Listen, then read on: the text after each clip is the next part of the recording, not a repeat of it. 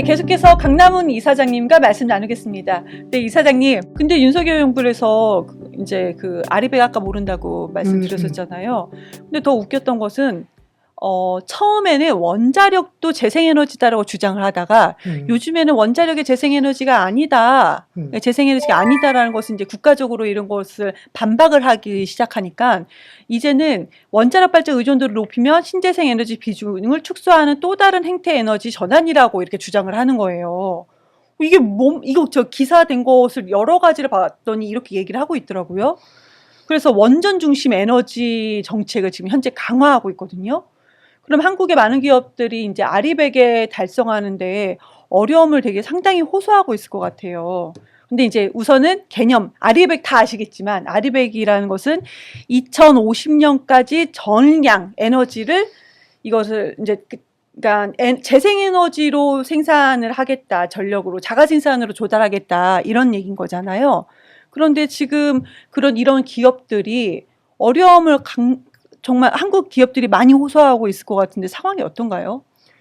예, 그러니까 그 아리백 운동이라는 건 리뉴어블 에너지 100%거든요. 네네. 그러니까 이제 화석 에너지를 전혀 쓰면 안 돼요. 그쵸? 이제 원료까지도 네네. 2050년까지 그런 운동인데 이렇게 에너지 전환을 하는데 탄소를 배출하지 않을 뿐만 아니라 네.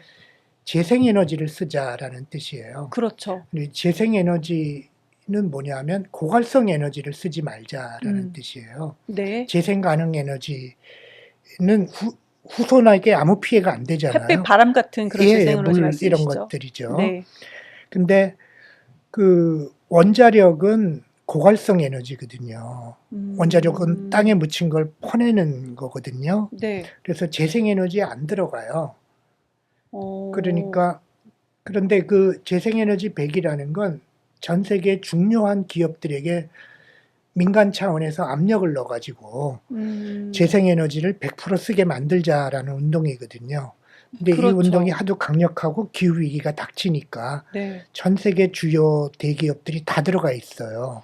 뭐 이 운동에. 구글도 있고 우리 삼성도 있잖아요. 예. 그래서 MS나 이미 재생에너지 100% 달성한 기업들도 있고요. 네. 근데 이제 삼성이 큰일이죠. 네. 예, 우리나라 기업들은 큰 위기를 맞고 있는데 윤석열 정부에서 얘기하는 원자력으로 한다는 건 네. 매우 어리석은 일이죠. 왜냐하면 원자력은 탄소 배출은 안 해요. 네. 근데 폐기물이 나오거든요. 원자력 폐기물이요? 나오니까 폐기물 처리 비용을 고려하면 세계에서 가장 비싼 에너지죠. 폐기물 처리 비용을 고려 안 하면 뭐 이렇게 햇빛바람 에너지보다 싸 보이는데 네. 시장 가격으로 치면 근데 폐기물 처리 비용으로 하면 가장 비싼 에너지고요.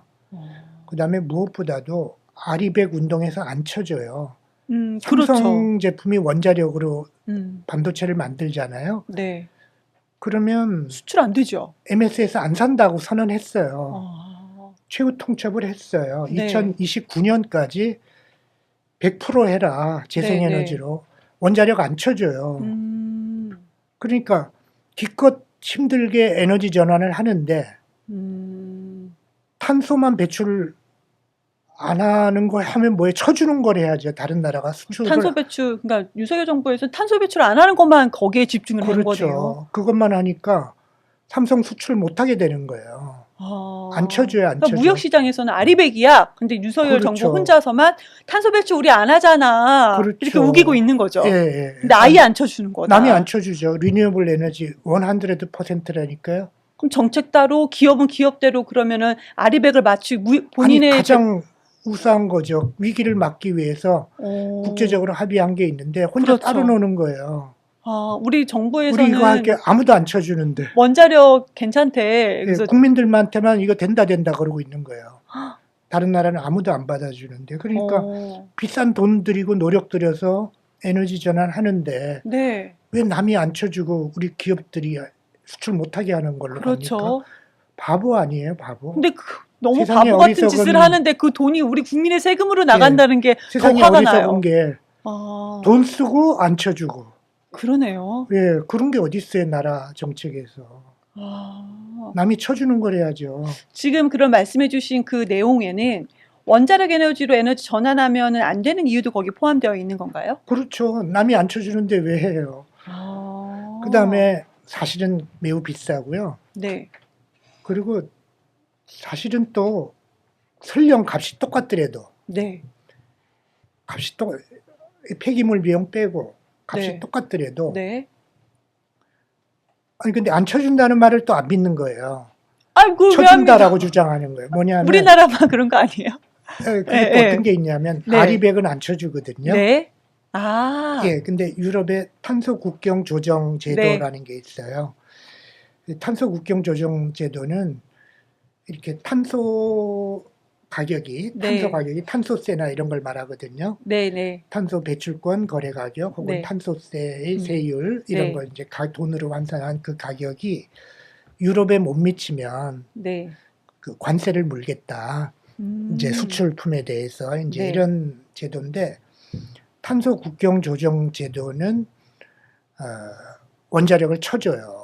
탄소만 배출 안 하면 되는 거예요. 그건 유럽 차원의 합의예요. 그거 무슨 아리백 말고 약간 아리백은 민간 아리백이랑 차원이고요. 비슷하게 무슨 다른 명칭이 뭐 있었던 걸로 제가 네, CF백. 그쵸. 예, CF백은 또 달라요. 맞아요. 근데, 예. 근데 탄소가 없으면 된다 이건데 아리백은 리뉴어블 에너지. CF백은 카본 프리 원한대되니까 네. 원자력이 들어갈 수 있죠. 근데 국제 무역 시장에서는 아리백만 쳐준다라고 이미 약속을 그건 민간 단체 끝난 거잖아요. 대기업들이 다 선언하고 약속을 네. 했기 때문에 안 쳐주는 거예요. 네. 그런데 물론 유럽에 수출할 때 탄소세는 국경세는 안 물어도 네. 되는데 그게 어리석은 거죠. 그러면 어차피 그렇게 할 바에야 네. 저걸로 하면 무역 제재도 안 받고 유럽 국경세도 안 되는데 이건 유럽에 수출하는 것만 되는 거예요. 그러니까요. 우리 그 수필이 여러 가지 각 분야별로 있지만 우리 그 이사장님께서 해주신 에너지 전환 그리고 공유부 기본소득 거기에 보면은 기후 클럽이라는 내용이 있더라고요. 근데 저는 솔직히 제가 무식한가요? 기후 클럽은 제가 또 낯설더라고요, 저한테는. 그러니까 국제무역을 공공재에서 클럽제로 만들어야 된다는 내용도 거기 담겨져 있어요. 아무리 읽어도 이해가 안 돼요. 근데 나중에 이제 이 수필을 읽으실 분들을 위해서 우선은 기후 클럽이란 개념, 그리고 국제무역을 공공재에서 클럽제로 만들어야 된다 그 내용이 무엇인지 좀 설명 좀 쉽게 부탁드리겠습니다. 예, 이게 좀 경제학적인 논쟁에 대해서 조금 서두 용어가 시작이 너무 어려운데요. 예, 예. 안 돼요. 그러니까 용어는 이제 일상적으로 쓰는 용어인데 네네. 내용의 뜻은 다 경제학 학문에서 논쟁하는 네. 그 개념들이에요. 그래서 조금 어려운데요. 그러니까 이 공공재라는 건요. 네. 경제학에서 아무나 쓸 수 있는 재화예요. 예를 들어 공원이 공공재다. 네. 공공재는 아무나 참여해서 쓸 수 있는 재화가 공공재예요. 네.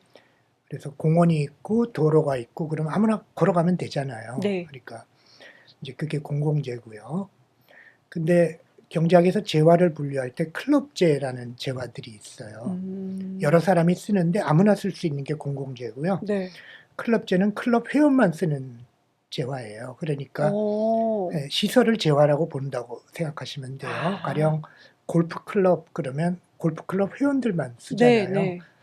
그러니까 클럽제가 되려면 울타리가 있고 검사를 해야죠. 네. 거기 들어갈 때 회원권을 검사해서 그렇죠. 회원만 들여보내주죠. 네. 이제 클럽제라는 게 그건데 국제무역이 지금 공공재다라는 건 아무나 물건 팔면 되잖아요. 그렇죠. 지금 현재 그러니까 그렇습니다. 국제무역 협약이 돼 있기 때문에 네. 어느 나라나 이렇게 뭐 마약을 팔거나 뭐 총기류를 무기를 팔지 않는다면 누구나 다 자유롭게 무역을 할 수 있는 공공재거든요. 근데 이제 클럽제가 되면 국제무역을 하려면 회원권을 보여줘야 돼요. 그래서 국제무역이라는 제도가 클럽제로 만들자라는 것은 일종의 비유예요. 이제 아무나 무역 못한다, 수출 못한다. 그러면 누가 수출하는데? 그러면 회원 자격이 있잖아요. 그 자격은 탄소가 또 들어가나요? 예, 탄소로 만들 물건은 수출 못한다. 오. 탄소가 포함된 물건은 네, 탄소 네. 배출이 네. 아니면 탄소 배출이 있더라도 국제 기준에 못 미치는 나라들은 그 탄소 가격이나 네. 탄소 배출을 너무 많이 하는 나라들은 아. 무역을 못하게 하자 이게 네. 기후 클럽이라는 제안이에요. 아. 예, 기후 위기가 있으니까 네. 그러면 그 이 제안은 노드하우스라는 음. 경제학자가 했는데요. 음. 그 이분은 환경 경제학자인데 네. 보수적인 환경 경제학자예요. 네, 그래서 진보적인 환경 경제학자도 아닌데 이분이 가만 생각하니까 기후 위기를 어떻게 막을 거냐. 그러면 각 나라가 탄소 배출을 하면 싸게 만들잖아요. 무역에서. 네. 그렇죠. 탄소 배출을 안 하고 만들려면 비싸게 만들. 네. 전기값이 재생 전기를 쓰면 그렇죠. 더 들어가니까 모든 나라가 탄소를 쓰면서 수출품을 만들면 가격 경쟁력이 생기잖아요. 값이 싸지니까. 네. 그래서 그러고 싶은 유인이 있는데 모든 나라가 가령 전 세계 다른 나라들이 주로 주요 무역 국가들이 다 탄소 중립을 달성하고요. 네. 한국은 안 한다. 네. 그러면 지구는 온도는 1.5도에서 막을 수 있거든요. 네. 한 나라 한국만 안 하면 다른 큰 나라들이 다 하니까 네. 한국도 큰 배출이지만 네. 그러면 다른 나라들은 다 탄소 배출하고 우리는 한국은 재생에너지가 없는 나라야. 네. 힘들어. 그래 우리는 안 할게 봐줘. 네. 그래도 지구 온난화는 막잖아요. 그럼 한국은 공짜로 이득을 보잖아요. 네. 에너지 전환 안 하고. 네. 네. 그런 나라를 경제학에서 무임승차자라고 불러요. 아. 공짜로 차를 타고 다니려고 그 한다. 이런 국가 빼버리자라는 것이 예, 기후 그런 클럽인가요? 국가는 미국의 무역에서 빼버리는 걸 선언하면 모든 나라가 다 열심히 아직 선언 안 했죠? 했어요. 했어요? 예. 그거 어떻게 해야 돼요? 독일이 네. 2022년에 G7 미국을 설득했어요. 바이든 아. 행정부를. 그래서 앞으로 우리 기후 클럽 만들자. 그런데 미국이 합의해 줬어요. 그래서 G7이 합의를 했어요. 근데 합의만 했어요. 미국이. 합의만요? 아무도 구체적인 진행은 없어요. 아직. 그러나 그 뒤에 조금씩 진행이 있는데 그 다음 콥 28에서 조금 네, 복잡한데 조금 진행이 있는데 실제 기후 클럽에 가까운 건 아니에요. 벌써 2022년도에는 미국이 합의를 했다라는 거죠. 일단 말만 우리 만들자 그러고 그래, 이렇게 콥 28에서 네. 한 기후 클럽은 지금 이 정도 강력한 기후 클럽은 아니에요. 근데 네. 앞으로 더 강화될 거예요. 네. 그래서 그 강화되는 것은 뭐냐 하면 결국은 원래 아이디어대로 원래 노드하우스의 아이디어대로 네. 탄소 배출을 많이 하는 나라는 무역에서 배제하는 정도의 기후 음. 클럽이 만들어 선언하면 모든 나라가 다 따라 탄소 중립을 하게 돼 있죠. 그래서 지구를 살리는 신속하고 효과적인 방법이죠. 기후 클럽을 만드는 게. 그것이 기후 클럽이군요. 예. 그래서 언제쯤 그럼 활성화될 거냐. 이미 네. 조금은 됐다 그랬잖아요. 네. 예, 형식적이에요. 언제쯤 될 거냐 그러면 저는 2035년쯤 된다라고 봅니다. 왜 2035년쯤 되냐 하면은 독일이 여전히 2035년에 발전 부분에서 재생에너지 100을 달성해요. 독일이요? 예, 2035년에. 법으로 만들었어요. 네. 그 다음에 영국이 독일을 따라서 우리도 할게. 다만 우리는 원자력이 좀 있으니까 네. 넷제로를 하겠다. 넷제로는 탄소 중립을 하겠다. 발전해서. 그러니까 영국, 독일이 하니까 미국이 바이든이 가만히 있을 수 없잖아요. 바이든이 우리도 하겠다 그래 버렸어요. 미국도 합의했어요. 바이든이 지시를 했어요. 2035년까지 넷제로를 해 나가라라고 행정부의 명령을 내렸어요. 넷제로가요. 이제 개념 모르실 것 같으니까 제가 수필에서 보니까 재생에너지 60%, 원자력 에너지 30%. 이 정도의 그건 90%죠. 그래서 넷제로 90%. 그래서 90% 달성하는 것이 넷제로예요. 그러니까 원자력을 일단 쓰는 거죠. 어. 영국과 미국은 일단 쓰는 거예요. 35년까지 발전 네, 부분에서 탄소 중립을 이루겠다는 거. 네. 지금 있는 거니까. 근데 이제 그러면 그거를 세 나라가 탄소 중립이 되잖아요. 발전 부분에서. 네, 네. 그러면 주요 무역 국가가 다 되는데 어, 독일하고 영국하고 미국이 다 우리나라 수출 기업 때문에 망한 기업이 많잖아요. 네, 그래 러스트벨트가 생기고 한국 네, 수출 기업 때문에. 네, 네. 그러면 이때쯤 근데 한국은 가만 보니까 탄소 중립을 안 해, 발전해서. 네. 그러면 한국 건 수출 못해. 이래도 할 말이 없게 되죠. 그러네요. 예, 그래서 그때쯤이면 만들어진다. 근데 그 더 당겨질 거다 저는 봐요. 왜냐하면 기후 변화가 너무 심각하거든요. 물론 미국이 트럼프가 혹시 된다면 네. 좀 늦어질 거예요, 미국은. 근데 미국은 네. 한국보다 빠른 속도로 할 수 있는 나라예요. 음, 그러니까 재생에너지 자원이 너무 풍부해요. 음, 땅값이 제로예요. 그냥 국유지가 너무 많아요. 네. 사막 같은 데 있잖아요. 네, 거기만 네. 다 해도 미국은 돼요. 아, 예, 그게 너무 많아가지고 네. 네, 한국은 좀 어렵죠. 음. 그래서 그렇게 빨리 할 수가 없어요. 한국은 음. 미국보다 훨씬 빨리 해야 돼요. 네.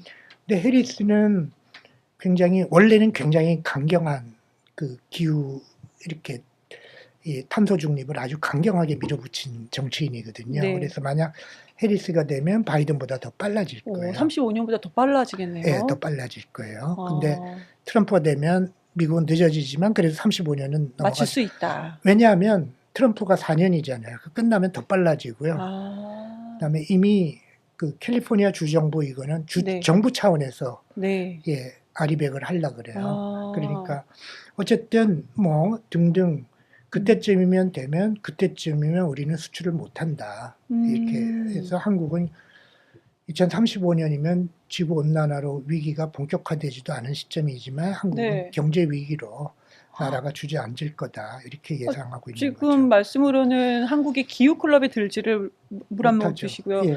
기후 클럽에 들지도 못할 것 같고요. 그러면은 우리나라가 이제 무역 제재를 피할 수 없는 것은 현실이 될 것 같아요. 근데 그거는 이제 가설인 거죠. 지금 이대로 가다가는 그렇게 될 거다라는 예. 가설인데, 그럼 우리나라가 무역 제재를 피할 수 있는 방법, 물론 윤석열 대통령도 뭐 지금 2년 반 남았지만 계속하는 건 아니니까요. 2년 반도 다 남았는지는 모르겠지만요. 그럼 우리가 무역 제재를 피할 수 있는 방법은 뭔가요? 예, 그러니까 하루빨리 뭐 이렇게 나라 정책이 바뀌어야 되고요. 근데 늦어져서 2년 반 뒤에 바뀐다고 하면 그때부터 비상사태처럼 해야죠. 비상사태를 걸고 하면 따라갈 수가 있고 그렇게 되면 2035년에 다른 나라는 100% 넷제로잖아요. 네네. 그러면 우리는 90% 넷제로 정도는 하자. 아, 그렇게 하면 10%는 좀 뒤처지잖아요. 네, 근데 네. 만약 기후클럽이 본격화되면 10%는 또 죽을 고생을 하면 1년 안에 또 높일 수 있잖아요. 재생 발전 비율을. 네. 그러니까 이 화석 발전을 안 할 수가 있기 때문에 적어도 그 수준까지 가려면 지금 아까 통계를 보면 우리나라가 10% 정도 했잖아요. 네. 재생 발전을. 네, 그러면 11%. 네. 적어도 6배.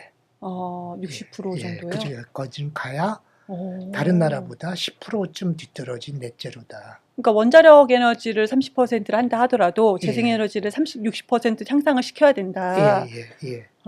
그런데 지금 최근에 얼마 전에 이제 그 국회에서 그 토론회도 열었잖아요. 그 수필에도 나와 있는데 제가 이해 안 되는 부분이 지금 말씀 주신 것처럼 2035년까지 재생에너지를 60%를 향상하고 그리고 광역지자체별로 면적의 1.5%를 재생발전 용도로 지정 의무화하는 법이 필요하다라고 말씀 주셨어요. 근데 앞선 서두 재생에너지 부분을 60%로 향상하는 것은 이제 이해가 됐어요. 그런데 광역지자체별로 면적의 1.5%를 재생발전 용도로 지정 의무화하는 법이 필요하다라는 것은 무슨 말씀이에요? 이게 없는데 이제 필요하다라는 말씀이신 거잖아요. 예. 그러니까 뭐 태양광 발전소나 풍력 발전소를 지으려면 네. 이렇게 사업을 시작해서 추진해 나가는데 시간이 걸리잖아요. 네네. 그게 가장 많이 시간이 걸리는 게 부지를 확보하는 거예요. 이 부지가 면적이 많이 필요하거든요. 우리나라는 또 면적이 좁기도 재생에너지는 하고. 화석에너지의 뭐 10배 이상, 네, 그렇죠. 수십 배의 면적이 필요하잖아요. 필요한데 우리나라는 네, 땅이 땅이 좁고 좁죠. 주민들하고 합의를 봐야죠. 맞아요. 그다음에 주변에 미치는 영향도 봐야죠. 그래서 이 토지를 확보하는데 시간이 다 5년, 7년 막 이렇게 걸리는 거예요, 지금은. 네. 거기에다가 그렇게 해가지고는 언제 7년 만에 따라가야 되는데 네. 그렇게 해가지고는 도저히 따라갈 수가 없죠. 차기 정부에서 네. 7년 만에 선진국 수준보다 한 10% 뒤떨어진 수준까지 음. 재생 발전 비율을 올리려면 네. 이렇게 가지고 그때 토지는 확보가 돼 있어야 되는 거예요. 토지만 확보되면 나머지는 빨리 할 수 있어요. 네. 토지 확보가 제일 어려운 과정이기 때문에 이걸 당겨야 되는데 더군다나 이 토지가 확보를 안 하다 보면은 이 계획적으로 이렇게 확보하지 못하면 어느 토지가 확보되잖아요. 그럼 귀중하게 합의됐으니까 그걸 막 지을 거 아니에요. 네. 근데 그게 마침 산림이에요. 음. 산에 임자가 없으니까 합의가 됐단 말이에요. 그러면 네. 환경 파괴가 크잖아요. 네. 산림을 또 파괴하잖아요. 네. 물론 탄소보다는 덜 파괴하죠, 생명을. 그렇죠. 그렇지만 딴 데 할 수도 있는 거잖아요. 환경 네. 파괴가 적은데. 네, 네. 근데 환경 파괴가 적은 가령 도시 땅에다가 한다. 네. 근데 도시 땅은 값이 너무 비싸니까 주민 합의가 안 돼요. 네. 그래서 합의가 잘 되는 사람 안 사는 산에다 하니까 환경 파괴가 심하잖아요. 네. 그게 또 바람직한 게 아니잖아요. 네. 그래서 계획 없이 여기저기 합의되는 순서대로 발전소를 짓다 보면 환경 파괴가 가장 피해가 큰 곳에 네. 재생발전소가 들어가게 된다. 아. 가능하면 환경 파괴가 덜한 데 지어야 되잖아요. 이왕 할 거는. 네, 네. 그러니까 환경으로 봐서도 나쁘다. 이렇게 무계획적으로 어. 무계획적으로 도시계획을 해봐요. 집들이 어떻게 돼요? 그 모양이 어떻게 되겠어요? 그러니까 광역지자체별로 1.5% 재생발전 용도로 지정 의무화하는 하고, 거죠. 예. 다 살핀 다음에 거기에 예. 지정한다. 그다음에 광역은 기초에 똑같은 의무를 치우고 기초는 마을 단위를 치우고 이렇게 네, 하면 네. 근데 광역에서 지을 때 우리 도는 공유지가 많아. 네.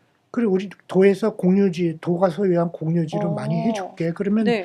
기초는 뭐 조금씩만 해. 네. 그런 도도 있을 거 아니에요. 네, 네. 그럼 도에서 재량을 갖고 공유지, 주로 기초도 공유지 위에 주로 해야 되겠죠. 그다음에 이렇게 계획을 세워라. 의무적으로 용부지를 하라 그러면 제일 먼저 할 게 뭐예요? 공유지잖아요. 네. 공유지부터 하면 갈등이 작으니까요. 네. 환경 파괴가 작은 공유지들이 있잖아요. 네. 뭐 산업단지 건물이라든지 공공기관 지붕이라든지 도로로 고속도로 일반도로 철도 네, 네. 이미 환경이 파괴된데 사람이 살아서 거기부터 짓고 지정을 하고 이제 그걸로 택도 없잖아요. 네. 이제 조금 어디로 나가야 되겠죠. 네, 네. 나가서 뭐 이렇게 사람이 안 사는 어떤 곳인데 네. 물론 식물이 있겠지만 환경 파괴가 그래도 작은데 네. 대규모로 좀 하고 이런 식으로 용도 지정을 하고 어떤 데는 또 마을 단위에서 마을 사람들이 모여서 아 우리 마을에서 공유지를 이렇게 만들어서 여기다 그 포함시켜줘 용도 지정에 할 수 있잖아요. 마을 사람들이 협동조합을 만들어서 이렇게 지정해 준대. 뭐 폐교 지붕이라든지 폐교 부지라든지 뭐 이런 데를 다 합쳐다 보면 지정을 해서 나라에 올리면 도에 올리면 도에서는 환경 파괴가 가장 작고 공사비가 가장 작은 곳부터 네. 부지를 지정해 나가면 되잖아요. 다 이해가 되고 있어요. 예. 너무나도 저는 개인적으로 행복한 시간입니다. 근데 우리가 지금 시간이 조금 많이 됐기 때문에 조금 속도를 좀 높여도 될까요? 우선은 왜 우리가 지금 재생에너지 발전 용도로 광역지자체별로 1.5%를 면적의 1.5%를 지정하고 의무화해야 된다라는 얘기까지 나온 거는 그 앞서 재생에너지 전환이 필요하다. 왜 필요한지 앞에 다 말씀을 길게 해주셨고요. 그러면은 빨리 해야 된다. 네, 예. 빨리 해야 된다. 속도 그리고 예. 이제 지정을 해줘야 된다. 왜 지정을 하느냐? 환경 파괴가 되지 않기 때문이다라는 거예요. 덜하기 때문에. 그럼 우리는 거기까지는 다 왔습니다. 그러면 이런 식으로 하기 위해서도 그러니까 재원이 또 들어가잖아요. 그런데 이제 그 수필에서 나온 것처럼 미국이 2021년도 태양광 건설 비용이 1기가와트당 뭐 10억 달러가 들어갔다고 그래요. 그럼 우리나라에서도 막대한 재원이 들어갈 것 같은데 재원 마련은 어떻게 하는지 또 간단하게 이거 좀 빠르고 쉽게 부탁드립니다. 예, 그래서 한마디만 더 드리면 아까 토지 확보 문제, 네. 재생발전 부지 확보 문제는 독일에 벌써 2022년에 육상폭력법을 제정해서 네네네. 주별로 의무적으로 2% 토지를 육상폭력의 할당에 독일은 이미 하고 있어요? 예, 그 법을 해놓고 나니까 독일은 육상 태양광이 안 되거든요. 빛이 안 비쳐서. 네. 그래서 육상폭력은 피해가 더 커요. 소음도 있고. 네. 근데 2%는 무조건 지정을 해야 돼요. 네. 그래서 하고 나니까 하루에 풍력 발전기를 5개씩 지었어요. 그 다음에부터. 그래서 독일의 속도가 이렇게 난 거예요. 아, 하루에 풍력 발전소를 5개씩 발전기를, 지어요? 예. 발전기를 5개씩 지어요? 예, 예. 땅이 다 있으니까. 예, 어마어마한데요? 예. 그러니까 어. 독일이 이렇게 속도가 나는 거죠. 아, 예, 그래서 그러면 땅만 있다고 되냐? 돈이 있어야 되지 않냐? 우리나라도 이거죠. 기술은 그런데 대단하니까 땅만 있으면 되겠네요. 그렇죠. 돈은 이제 저는 2가지 네. 대안을 제안하고는 하나는 기후 펀드를 만들자. 한 음. 500조 원 정도 만들어 목표로 해보자. 2035년까지. 기후 펀드요? 예, 네. 그래서 뭐 1인당 1,000만 원까지 좀 국민주 방식으로 모금을 해서 네. 펀드를 만들고, 다만 1인당 1,000만 원씩 투자 못하는 국민들이 계시니까 그렇죠. 그분들은 기본 금융의 아이디어를 내서 여기에 투자할 수 있는 돈을 융자해 드리자. 우리 아파트 산다고 융자해 주잖아요. 그처럼 아. 이 기후 펀드에 투자하자고 융자를 해주자. 그러면 거의 전 국민이 다 투자하는 모금이 될 거 아니냐. 아, 그 수백조 원이. 1,000만 원씩 펀드에 투자하지 못하는 분들은 기본 금융으로 1,000만 투자할 원씩은 수 1인당, 있도록 예, 하지만 왜 1인당 융자를 해주자고요? 예, 오. 1인당 한도를 이렇게 주는 이유는 네. 이 재생에너지 발전은 다 사실은 궁극적인 소득의 원천이 햇빛과 바람이잖아요. 네, 네. 햇빛과 바람은 우리 모두의 것이니까 모든 국민이 똑같은 지분의 주인이 가능한 한 만들자라는 아이디어죠. 네. 그렇게 하면 펀드가 모일 거 아니에요. 네. 그리고 좀 모자라는 게 있어요. 모자라는 게 생길 것 같죠. 그러면 기후 채권을 좀 마련하자, 나머지는. 네. 그래서 500조 원의 예산을 만든다고 선언을 하자. 그러면 예, 에너지 전환이 되지 않겠어요? 진짜 7년 만에. 네. 예. 오. 아, 여기서부터는 조금 전문적인, 그러니까 우리가 개념은 이미 길게 해서 했고 예. 좀 전문적인 부분이니까 저희가 아주 간단하게 이렇게 치고 예. 나가는 형식으로 예. 한번 하겠습니다. 그러니까 지금 말씀 주신 거가 그러니까 공공이 주도해야 된다 그런 개념이신 거잖아요. 예, 예. 아, 네, 감사합니다. 예. 수필에서요. 내용은 이제 수필을 보실 거니까 수필에서 우리나라가 에너지 전환이 어려운 이유가 있다라고 말씀을 해주셨어요. 우리가 에너지 전환이 어려운 이유가 있다. 뭔가요? 예, 예. 일단 땅값이 너무 비싸고요. 그렇죠. 예, 예, 예. 그래서 불리하고요. 네. 그다음에 동서로 좀 좁아요. 예. 그리고 고립돼 있어요. 아, 그러면 동서가 좁으면 태양 에너지를 받는 시간이 똑같으니까. 좁겠네요, 그냥. 예, 똑같으니까. 미국처럼 길게 받아야 되는데. 길게 받으면 저장 시설이 동쪽에서 밤이 네. 되면 서쪽에서 발전하는 되거든요. 네. 근데 우리는 밤이 되면 발전이 없어지니까 낮에 저장해야 되니까 낮에 더 많이 생산했다가 저장해야 되거든요. 네. 더 많이 생산하고 또 저장해야 되는 네. 비용이 발생해서 좀 불리한 게 있습니다. 근데 그렇더라도 우리나라가 독일보다는 좀 유리한 게 네. 바다가 육지의 4배가 넘는 것 같아요. 그렇죠. 그래서 바다에다가 좀 하면 해상 풍력을 그렇게 하면 바다는 일단 나라 거니까. 네. 예. 그래서 이렇게 지자체에서 땅을 내고 나라에서 땅을 낼 때, 네. 바다를 낼 때 그냥 그 공공발전소가 중심이 되지만 네. 큰 발전소들은 네. 공공이 중심이 돼야 좋지만 작은 협동조합부터 작은 발전소도 민간 발전소도 있잖아요. 네. 이제 그런 걸 허락할 때 그 땅을 지자체가 제공하면서 지분을 갖는 거죠. 또 바다를 내주면서 지분을 갖자라는 거예요. 그게 네. 해몬드 아이디어예요. 지자체가 지분을 가져서 어떻게 팔아서 쓰지 말자. 현 세대가 지분을 갖고 영원히 쓰자. 그 지분에서 나오는 이익을 기본소득으로 배당하자라는 지자체에서 지분을 갖고 그 지자체 주민들한테 기본소득으로 그렇죠. 배당하자라는 말씀이시군요. 그런 아이디어죠. 그게 바로 햇빛바람연금이 되겠습니다. 그러니까 땅을 다 지자체가 공유지 중심으로 할 거 아니에요. 협동조합이 되면 협동조합은 좀 소규모 발전소 다 가지면 되죠. 그러나 금융을 투자하거나 땅을 제공하거나 하는 것들을 다 지분으로 가져서 그거를 영원히 이제 기본소득으로 영구적으로 배당을 하자. 이게 햇빛바람연금이라는 아이디어가 되겠습니다. 아, 그렇군요. 그러면 이사장님, 지금 햇빛바람 연금 말씀을 해주셨는데 관련해서 우리나라에 뭐 사례가 있나요? 예, 지금 말씀드린 정책, 이렇게 이 재생 발전소를 설치할 때 만들 때 지자체나 중앙정부가 땅을 내거나 또 협동조합에서 땅을 내거나 자금을 투자하잖아요. 네. 펀드를 모은 걸 네. 막대한 자본을 투자해서 할 때 그걸 지분으로 가져서 네. 그 지분에서는 주식회사 원리에 따라서 배당을 받겠죠. 네.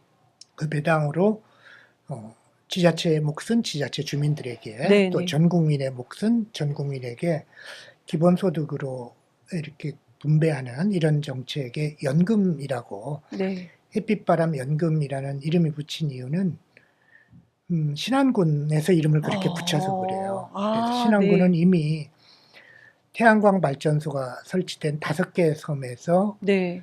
1인당 연금이라는 이름으로 햇빛 네. 연금이라는 이름으로 1인당 한 40만 원에서 240만 원쯤 주고 있거든요. 연애요? 예, 예.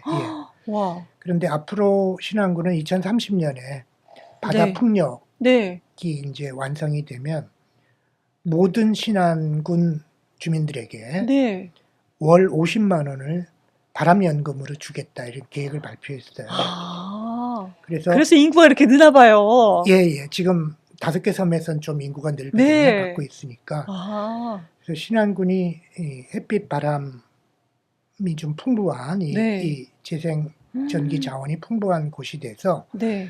그렇게 할 수 있는데 이렇게 바람연금 그 부분이 전 국민 바람은 또 전 국민의 것이기도 하잖아요. 공유부죠. 그래서 네. 이제 그것과 모순이 안 되는 건 신안군이 가져가는 건 얼마 안 돼요. 네. 이 바람 발전소, 네. 풍력 발전소의 이익이 얼마 안 되는 부분이기 때문에 네. 한 5% 정도예요. 그래서 나머지 부분은 중앙정부가 바다를 또 허가하거나 네. 또 거기에 지분 투자를 하거나 그 기업이 민간 기업이든 공공 네. 기업이든 해서 이렇게 배당을 받을 수 있는 여지는 충분히 음. 많아요. 그래서 그러한 햇빛바람 연금을 통해서 에너지 전환 과정에서는 에너지 가격이 오를 수밖에 없거든요. 네. 이제 국제적으로 안 오르면 제재를 받아요. 그리고 아. 저절로 또 오르게 돼 있어요. 왜냐하면 네. 값싼 화석 에너지를 안 쓰면 네, 값비싼 에너지를 쓰면 발전 비용이 오르죠. 음. 발전소 적자를 한다는 건 말이 안 되고요. 그래서 그 비용이 오르는 걸 충당도 하고 또 햇빛바람 연금 부분이 좀 규모가 커지면 네. 점점 이렇게 재생에너지 기업이 늘고 네.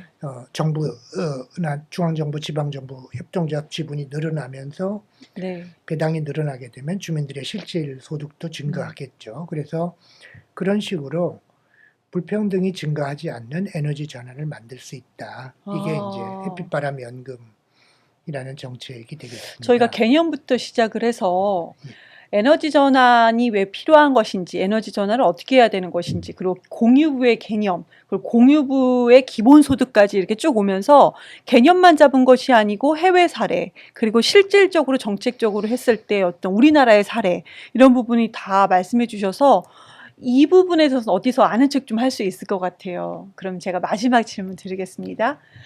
지금 방송을 함께 해주신 분들이 이 모든 것을 다 숙지하셨을 텐데, 그러면 에너지 전환을 달성한 미래의 삶은 어떤 모습일지 저는 제 나름대로 상상을 하지만 그래도 우리 이사장님께 질문 드리고 싶습니다.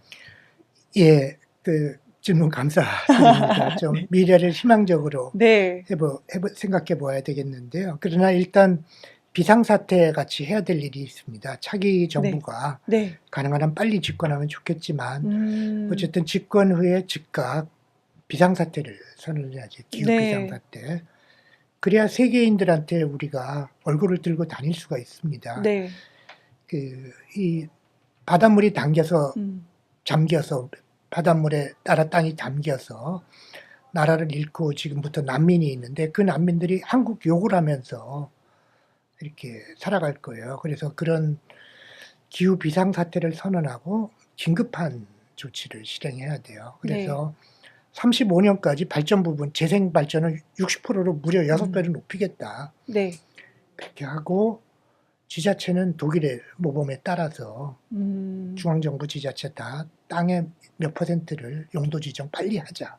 네. 그리고 용도 지정된 땅에 네. 빨리빨리 재원을 기후 펀드를 마련해서 전 국민이 주주로 만드는 어떤 대규모 이 주인으로 만드는 그런 어떤 에너지 전환을 해보자. 이제 이렇게 추진해 나가면서 그러면 네. 전기값이 엄청 오르는데요. 결국 이렇게 하면 유럽 수준으로 올라야 돼요. 지금 독일 수준으로 오르려면 전기값이 4배쯤 올라요. 네.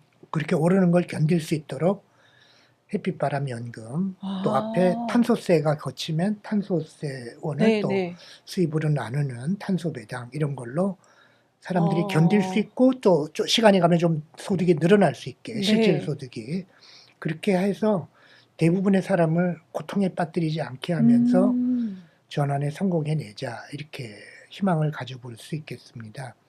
이런 정책이 실현되어서 35년에 따라간다면 세계에서 가장 모범적인 나라가 진짜 압축적으로 11년 만에요. 예, 성장한 7년 만에 성장한 나라가 지금 예, 앞으로 7년 예, 만에 예, 이 정부 예, 다음 저렇게 세계 꼴등이 아이고. 그래도 세계 한 50등까지는 왔네. 아니 그 이러면서 7년이라는 계산 자체가 예, 이 정부 다음인 예, 거잖아요. 예, 예, 아유 예. 슬프네요.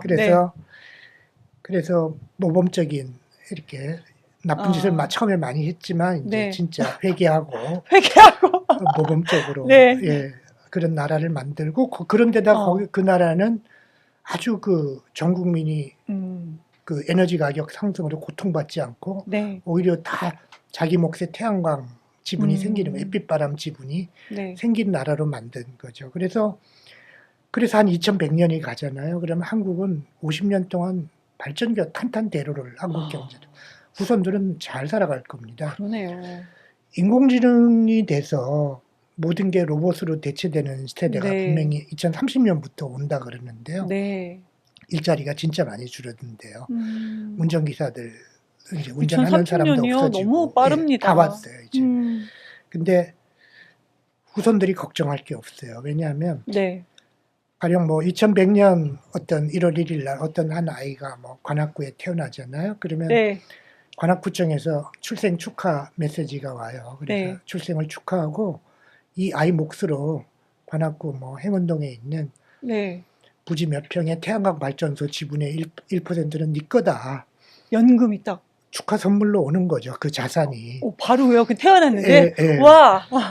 오면 그 1%를 받고 네. 여기서 나오는 걸 가지고 평생 기본소득 받으면서 오. 네가 하고 싶은 일 하고 교육비를 쓰고 하고 싶은 일 하면 살아갔어요. 저 어차피 그게 공유부니까. 죽으면 반납하고 나라에 아. 반납해서 또 새로 태어날 애들한테 네. 주고 그렇게 되면 에너지 가격은 매우 비싼 나라가 되죠. 근데 AI가 다 일자리 뺏어가고 돈 다 벌어가면 어떡하지 걱정이 없어요. 근데 AI가 전기 먹는 하마잖아요. 그렇죠.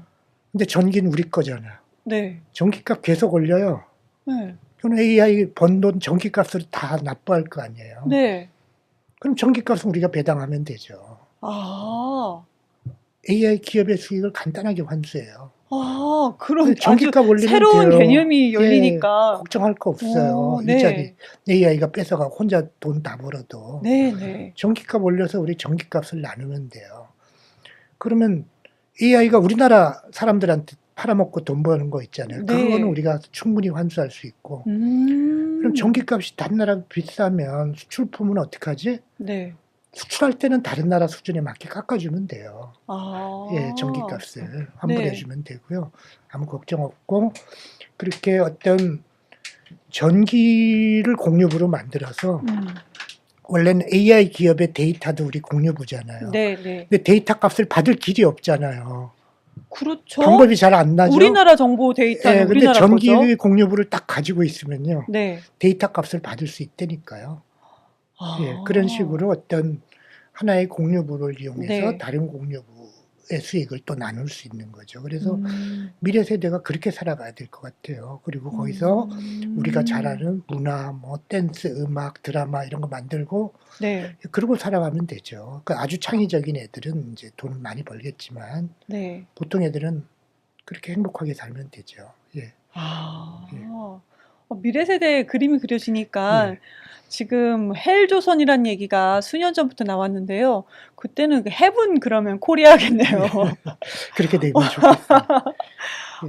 교수님, 오늘 이사장님 너무나도 감사합니다. 처음에는 에너지 전환과 공유부 기본소득에 대해서 저는 전혀 너무나도 어려웠었는데 제가 개념을 잡을 정도면은 지금 방송에 함께 해주시는 모든 분들이 이거구나. 그리고 아주 구체적인 사례까지 다 들어주셨기 때문에 모두 다 이해를 하고 이제 다 박사가 되셨을 것 같아요. 감사합니다. 예, 감사합니다. 오늘 예. 나와서 이렇게 말씀 길게 그리고 또 좀 쉽게 그러면서 구체적으로 자세하게 말씀해 주셔서 감사합니다. 다음에 또 모실 수 있는 게 꼭 주실 거죠? 예, 기회를 더 주시면 네, 감사하겠습니다. 감사합니다. 예. 다음에 또 뵙겠습니다. 감사합니다. 수고하셨습니다. 네.